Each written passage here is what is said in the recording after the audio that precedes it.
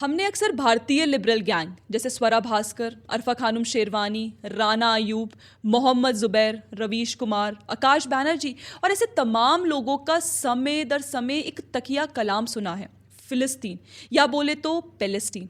इस शब्द के साथ हमेशा एक भावनात्मक तस्वीर दिखाई गई, किसी घायल बच्चे की, किसी ढहे हुए घर की और उस पर लगे हैशटैग फ्री पैलेस्टीन की। लेकिन क्या आपने कभी सोचा है, क्या फिलिस्तीन वाकई कोई देश था?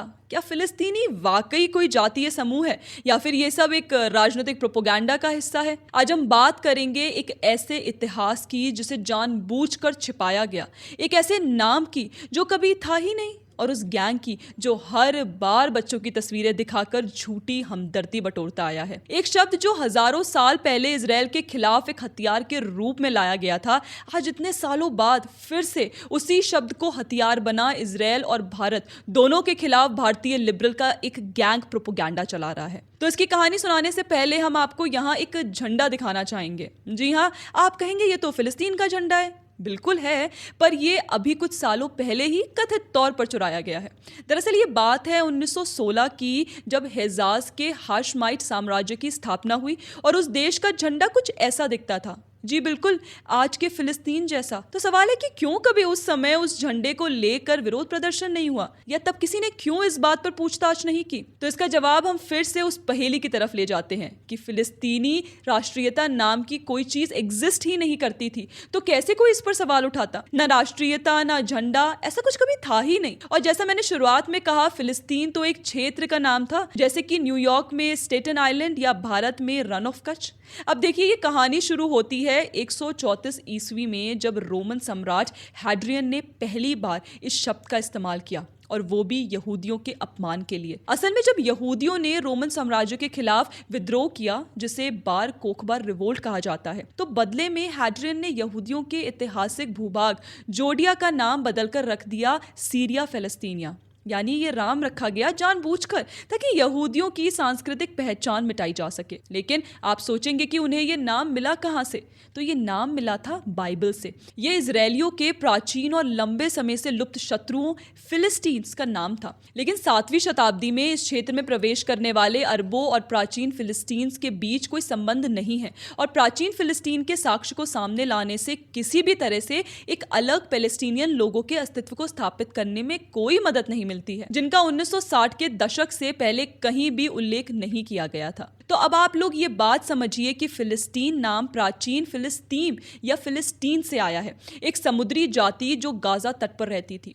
लेकिन यहाँ इस बात पर भी ध्यान देना जरूरी है कि वो जाति 600 बीसी से पहले ही समाप्त हो चुकी थी, और उनकी भाषा, संस्कृति, धर्म किसी भी रूप में आज के कथित फिलिस्तीनियों से मेल नहीं खाती।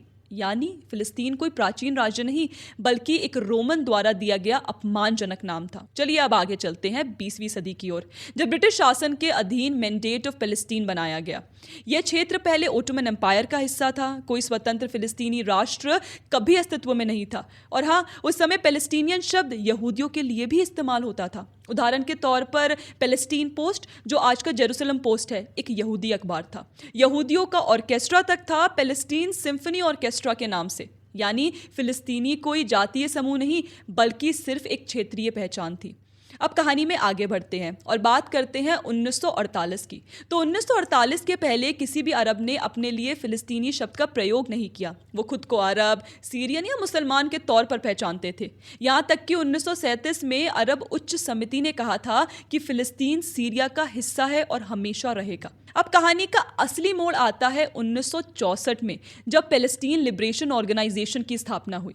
पीएलओ के पहले चार्टर में साफ लिखा गया, फिलिस्तीन अरब भूमि है और उसका हिस्सा सीरिया, जॉर्डन और लेबनान से जुड़ा हुआ है। पीएलओ का असली उद्देश्य क्या था? इजराइल को खत्म करना और फिलिस्तीनी पहचान को एक राजनीतिक हथियार बनाना। जैसे जैसे इजराइल की सैन्य और कूटनीतिक शक्ति बढ़ी, वैसे वैसे पैलेस्टीनियन आइडेंटिटी को एक शिकार की पहचान के रूप में पेश किया गया। कई विद्वानों ने इसे एक काल्पनिक राजनीतिक निर्माण यानी इन्वेंटेड पीपल कहा।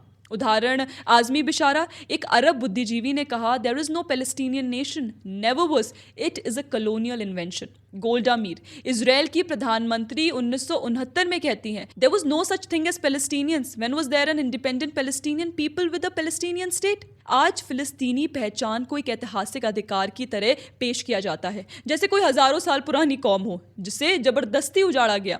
लेकिन इतिहास कहता है यह ना तो कोई प्राचीन जातीयता थी और ना ही कभी कोई फिलिस्तीनी राष्ट्र अस्तित्व में था। पर देखिए, आज भी यह झूठ दोहराया जा रहा है और कुछ भारतीय चेहरे इसमें सबसे आगे हैं। हर बार कैमरे पर वही मासूम बच्चे, वही पुराने स्लोगन और वही नकली इतिहास। सवाल ये नहीं कि इंसानियत किसके साथ है, सवाल ये है कि सच किसके साथ है। दोस्तों, आपका इस कहानी पर क्या कहना है, प्लीज़ हमें कमेंट करके ज़रूर बताएं। बाकी आपको अगर हमारा चैनल पसंद आता है तो प्लीज़ हमें फॉलो भी कर लें। जय हिंद।